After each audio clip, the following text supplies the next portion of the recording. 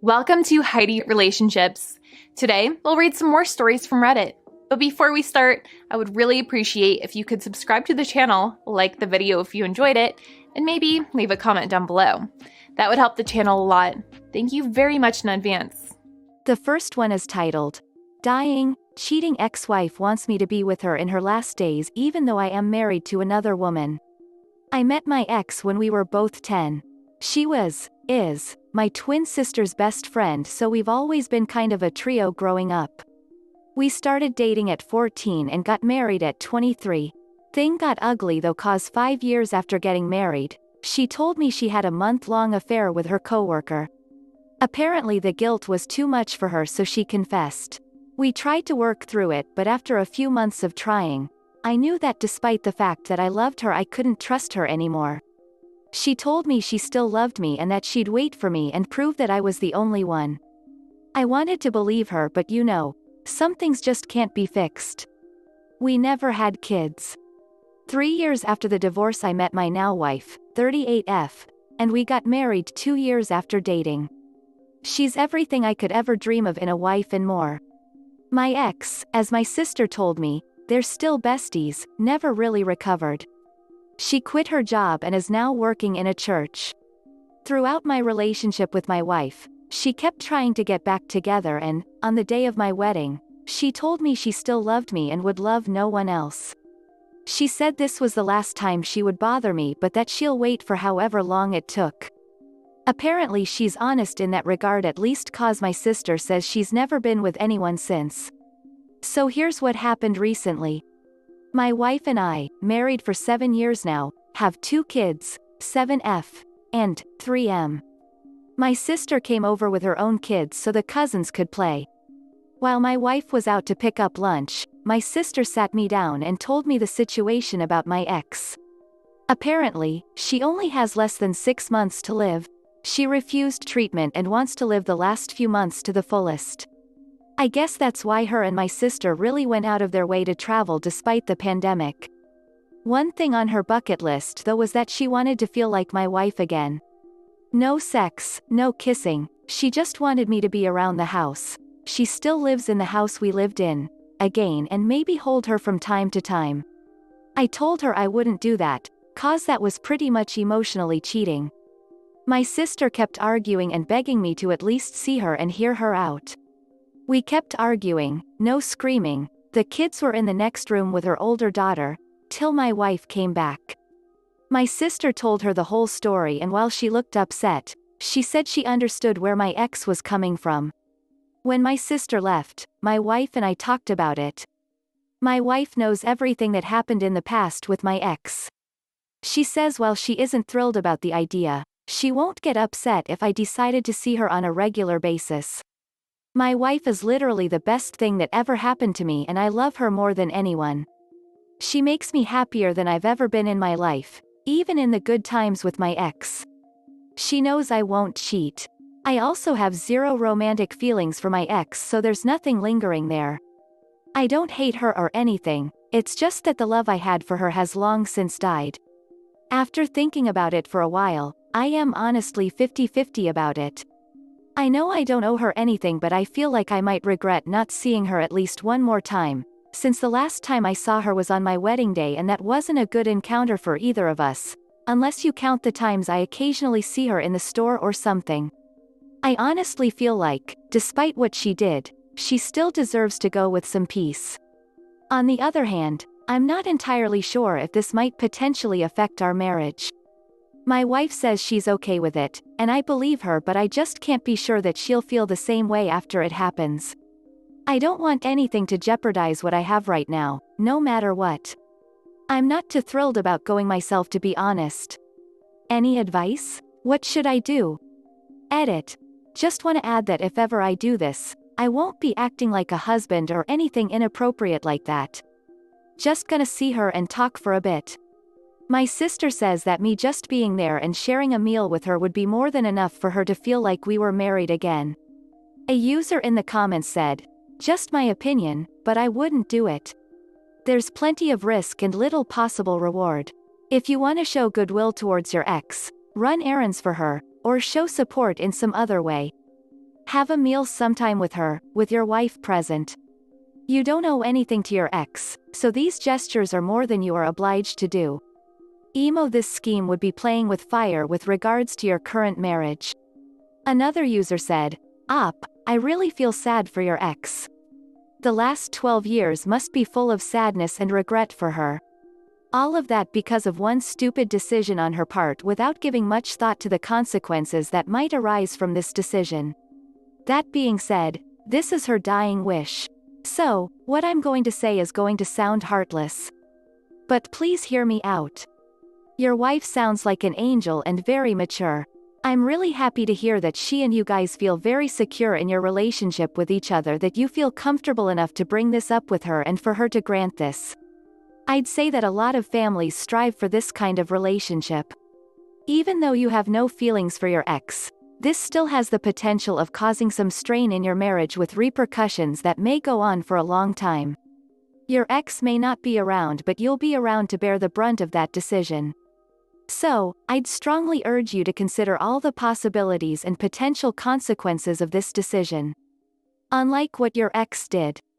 If you really want, you can certainly consider running errands for her and/or meeting her often in open public places like parks during the day. I find it amusing that she's the one who cheated and you are the one to have moved out, and she's the one who ended up keeping the house that you both bought. And now, she wants to play house, husband and wife with you in that same house? She expects you and your wife to be okay with it? I understand that you now have no feelings towards your ex, and I'd say that you are a better person than I am for that. The next one is titled, Update to the Dying Ex Story. It's been almost 3 weeks since I've posted and a lot has happened since. I got some solid advice from a lot of you guys, especially some who messaged me their personal experiences. I'd like to thank you guys from the bottom of my heart. So here's what happened. As many of you guys suggested, I talked to my wife. We had a long discussion about the whole situation, and I assured her that no matter what, she is and always will be my first priority. I also assured her that while I wanted to say my goodbye, I would never act like her husband. It would be more like me seeing a childhood friend or something like that. I also told her I would never spend the night, nor would I be alone with her. She was more comfortable after our talk and was pretty okay with the idea of me seeing my ex again. As you guys guessed, she really felt like she was forced into being okay with it when my sister asked, but this time, she really was okay.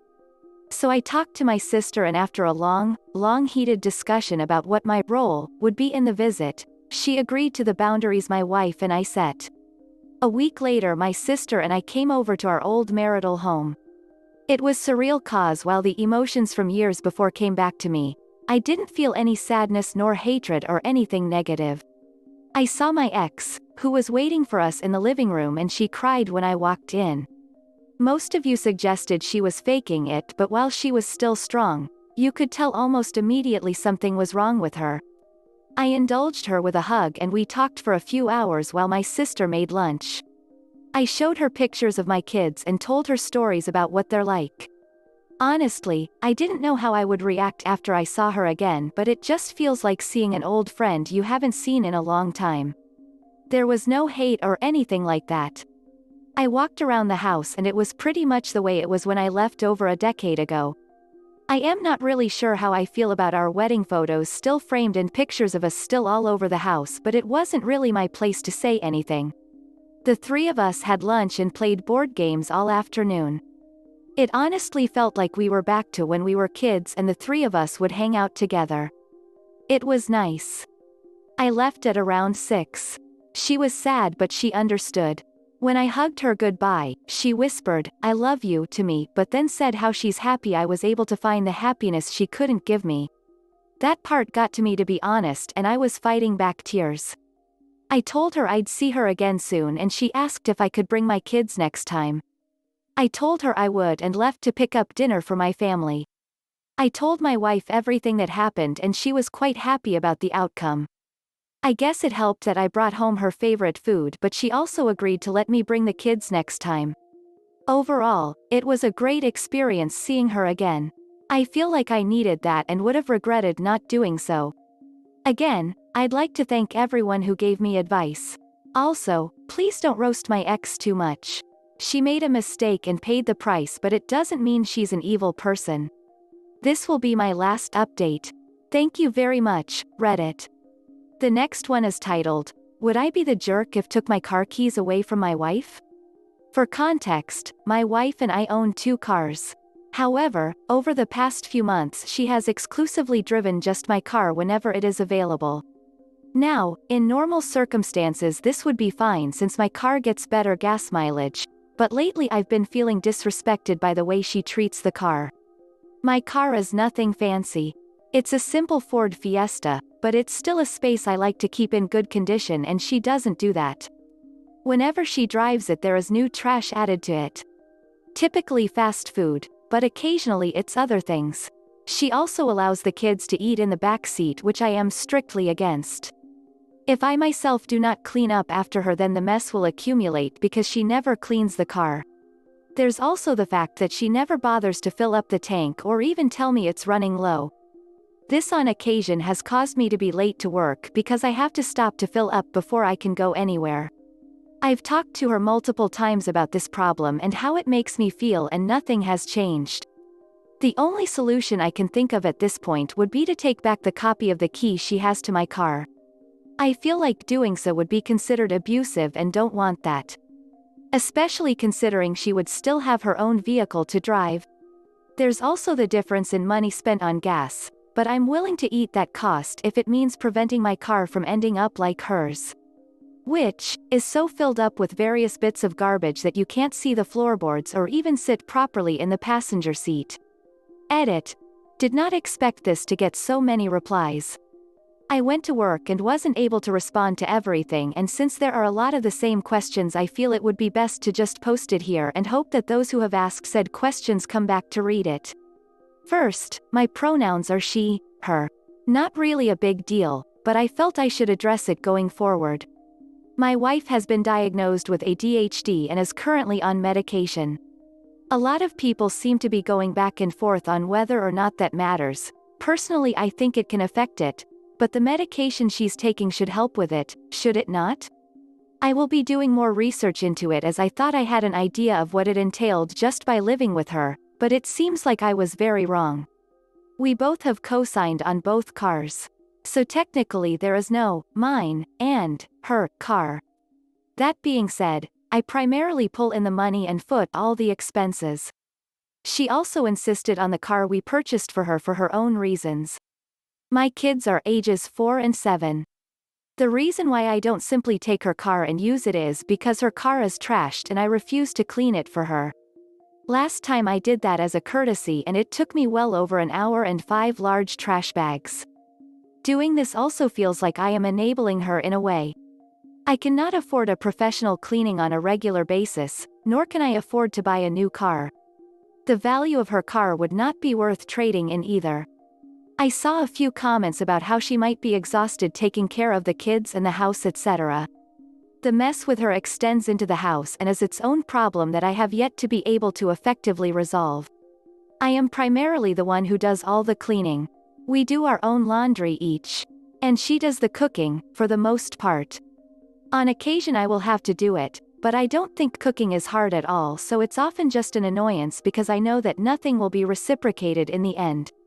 A user in the comments said, NTA.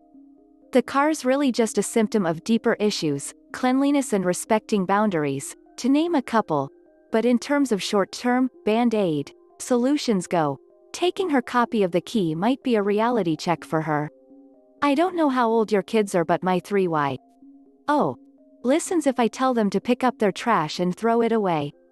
Your kids don't have to grow up following her example. Another user said, you've mentioned in comments she has ADHD. This should be in the post, emo. I'm not going to vote on who's ta. I don't think that's really what you need. You need to talk to her. Be honest about the issue and how much it frustrates you, be kind about it, but clear how it affects you. Make a plan together. This will need to include a, taking back your key, b, helping her to clean her car this first time, c, making an appointment with an ADHD coach. Note: when I say help her clean her car, I don't mean you do the work while she watches. I mean, you help her set a time for her to do it. Make sure she complies with that time. I'll do it later, is our kryptonite, and support, motivate her through it. Maybe that means playing some music while she works. Maybe that means staying with her and chatting, and keeping her on task. Maybe it means leaving her to it and checking in on her every 20 minutes to make sure she didn't get distracted. Maybe it means doing something afterwards she can look forward to. Hell, go for a drive as a family in her nice clean car. And no, I'm not suggesting you have to do this work every time. But she needs help, and the car needs cleaning now, not a few weeks into coaching. Though I will say, routine is her friend. So is accountability. Maybe going forward, set a day and time that you both clean out and wash your cars together. Get the kids in on it, make it a family activity. Kids love playing with the hose in summer. I'll also loosely quote a Tumblr post about managing ADHD. How many trash bins do you need in a room, or car, in this case? As many as you need to be in arm's reach of one wherever you're sitting. You can get bins, bags that hang on the back of the front seats, which will work for the kids in the back seat. Your wife also needs something in the front, positioned to be reachable from the driver's seat without having to take her eyes off the road. This is the end of the video. I hope you enjoyed the relationship stories. Please don't forget to subscribe to the channel, like the video and write a comment. I really appreciate your support and it helps my channel so much. Thank you.